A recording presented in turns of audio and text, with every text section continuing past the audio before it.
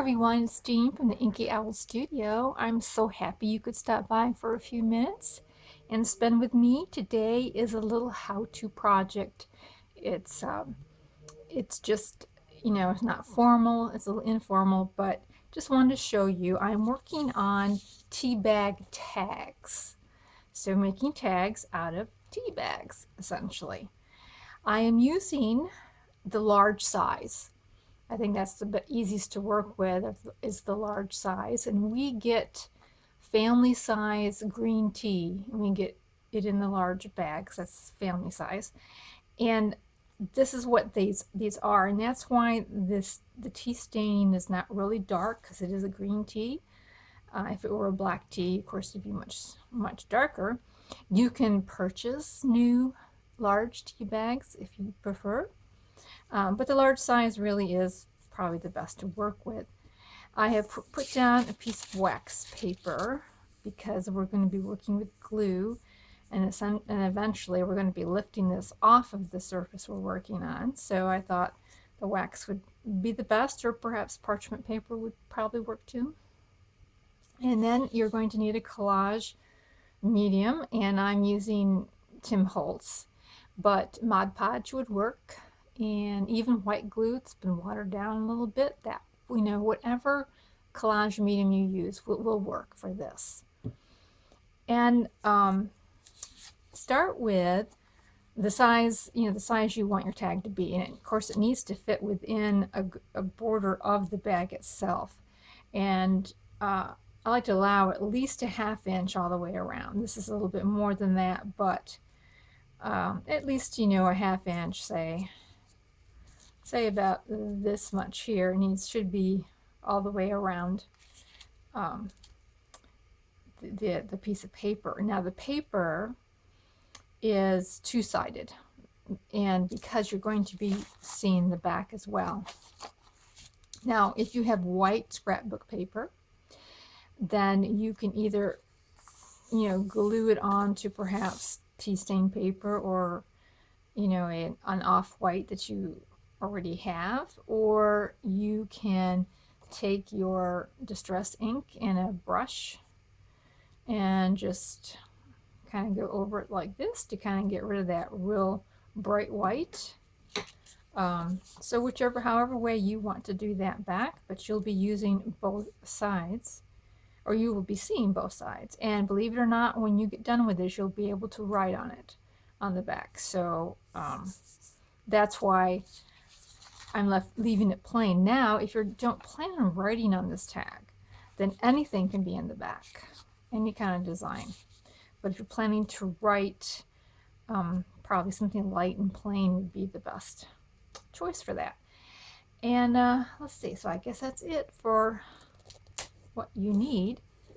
I'm going to just start with a little bit of medium on my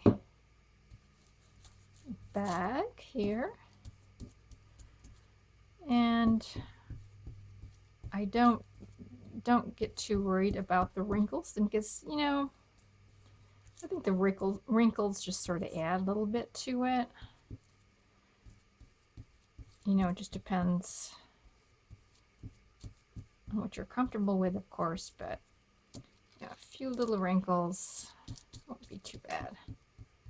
So I put a little bit there, and then I'm going to put some collage medium on the back of my paper, because I really want this to stick. All right. And we'll just lay that down and go over it with some more on top. I like working with Tim Holtz collage medium, especially when I'm doing vintage, because it's not so shiny as Mod Podge is. Even though they sell the matte, it still seems to be kind of shiny to me. So I'm going to use this lovely photo as a centerpiece, and I kind of want a little bit of this music paper to come down right about like that there. And then let's get her done up here.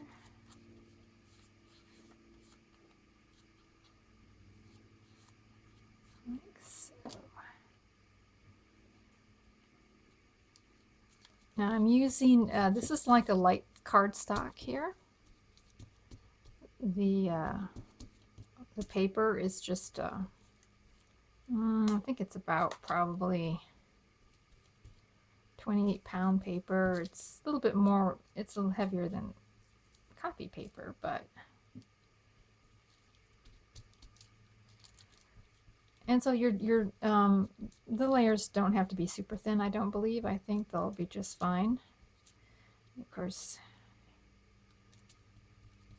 part of my thing is this does dry pretty quick, I have to admit. All right, so I get that in there. I'm going to put in this little bird, and just like that. So cute. And maybe this little vintagey looking label. Let me just sort of put that down there like that. Okay, so there's my little collage. So I'm going to go over it again with a coat of medium. Now as you're working with this, you can see it starting to buckle, and that's okay, because what you're going to eventually do is put this under something heavy. And now we'll just get in here and put another layer on top, just like this.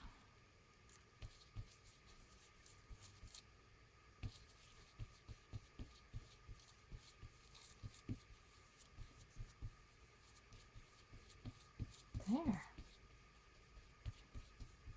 So that is good, and I'm going to put all the way around the edges, kind of seal the edges up just a little bit, like so. And let's see, I am trying to get it glued as close to the papers here as I can, because there is going to be a little bit of difference in height. So, and because the tea bag is thin, the glue should penetrate down to the paper. All right, so just carefully peel that up. Now you're going to need to set this someplace to dry. And once it's nice if you can hang it up someplace, like on a clip would be really ideal. But probably another clean piece of wax paper, or maybe I'll just use the back side here, like this. And you'll just let it lay there. And once it gets to where you can touch it without being sticky, then I would put it in something heavy to let it finish drying that way. And that will straighten this little tea bag out.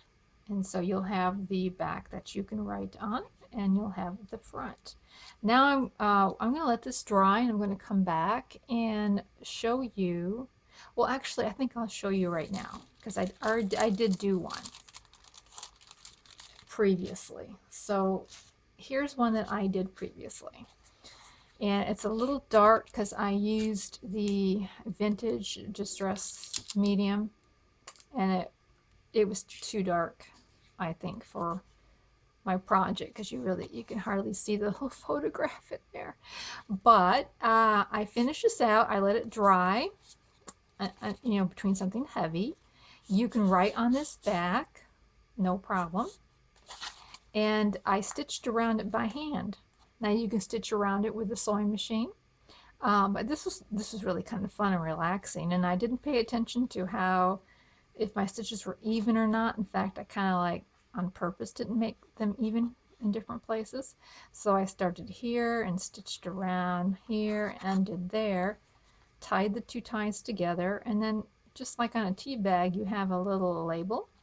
So that's the little label for the tea bags. So that is the little tea bag tag. So I hope that that was something that would inspire you, and this is really great for vintage and grungy journals.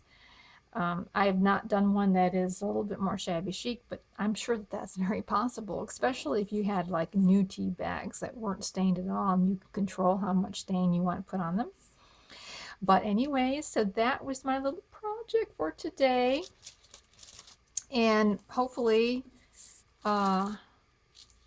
when this gets done, I'll have a picture probably on Instagram of it, but I'm going to be doing the same kind of stitching around it and everything. So thanks so much for watching, and please consider subscribing. I would love to join you again sometime in the future, and hit the like button if you found this inspiring. We'll talk to you later. Bye.